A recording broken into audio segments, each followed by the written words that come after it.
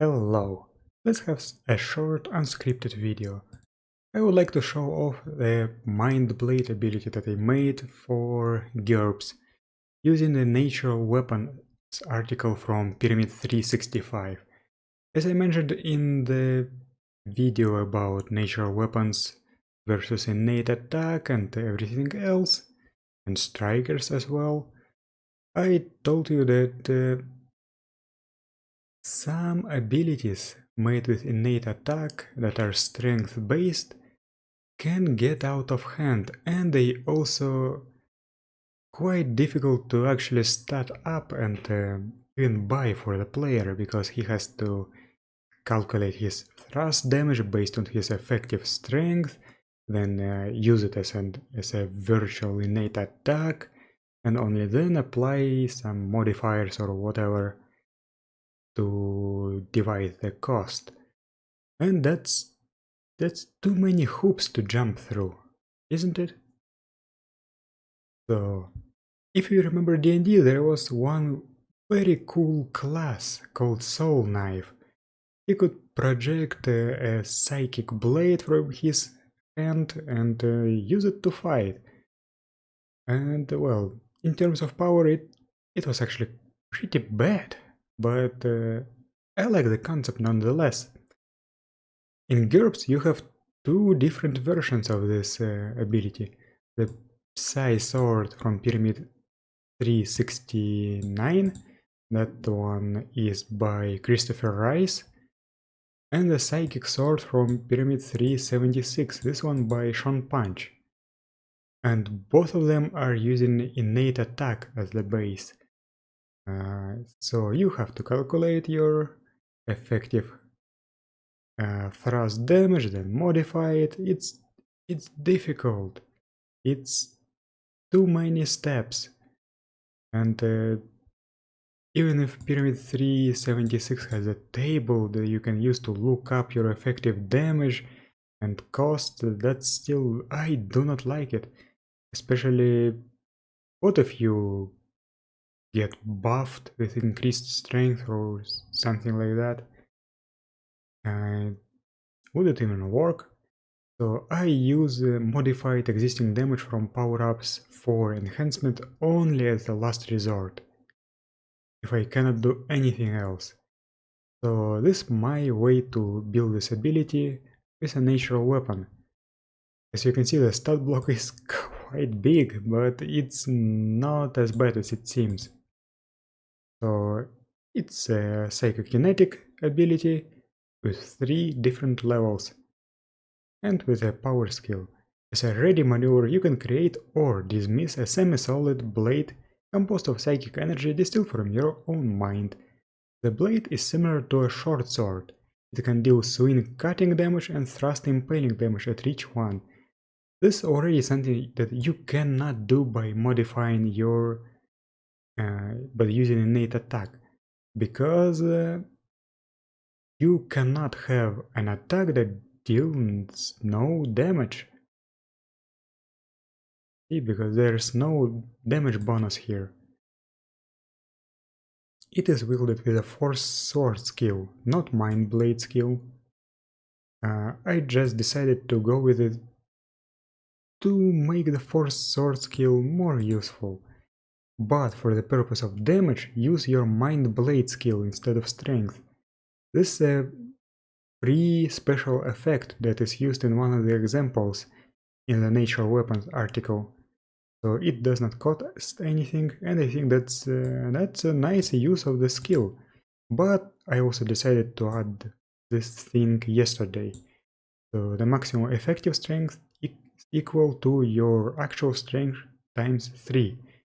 That's similar to the maximum effective strength for normal weapons, and I included it to prevent something from size modifier -4 pixie with strength 2, dealing damage as if it had strength 15 or...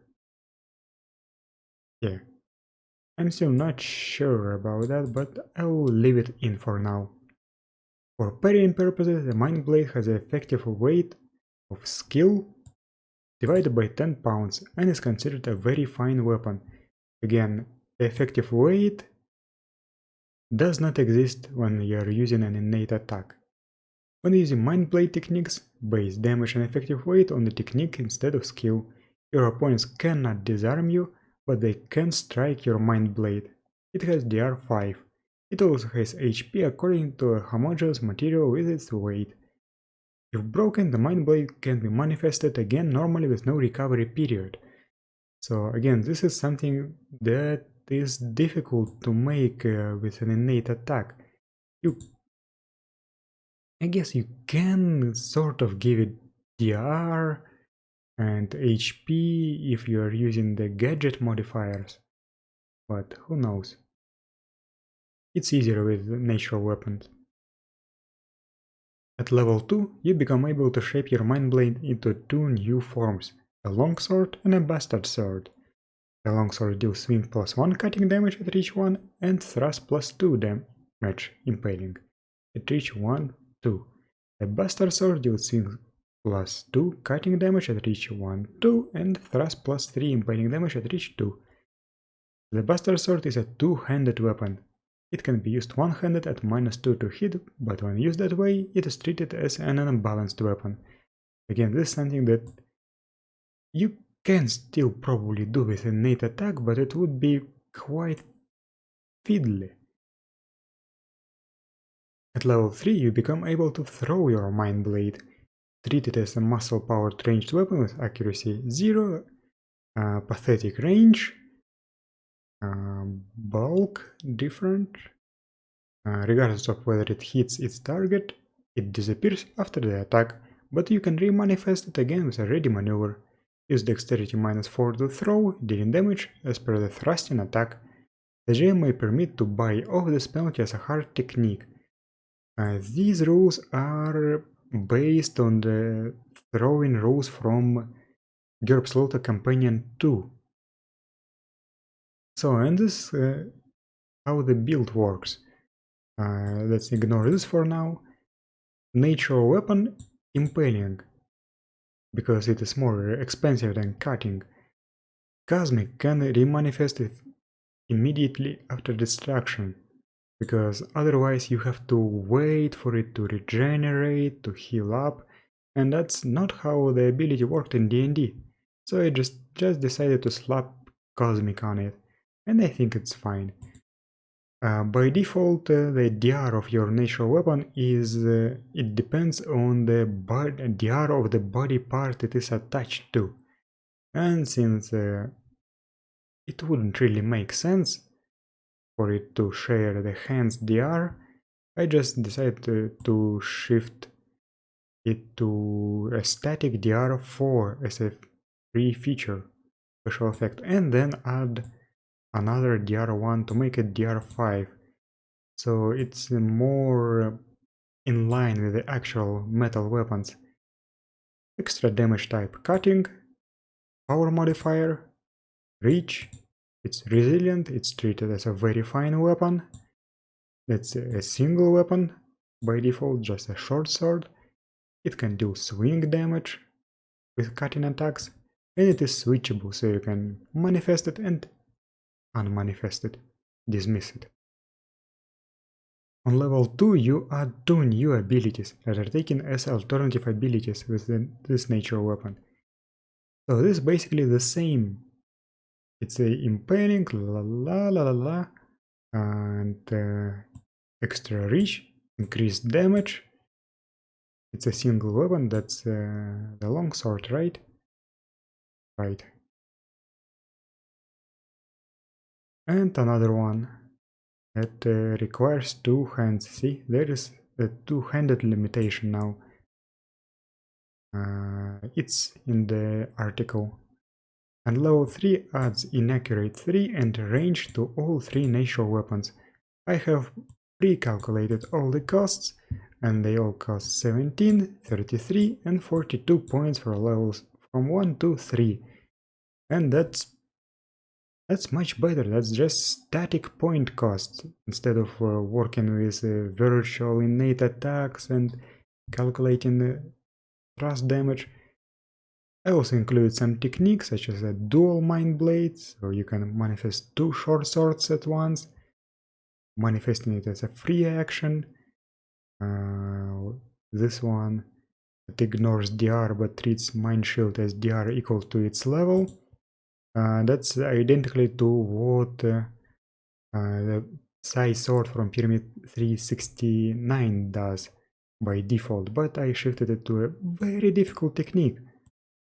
And Psychic Strike, just like in D&D, and also Transdimensional Mind Blade to add the effects insubstantial, because dealing with Ghost is difficult in GURPS.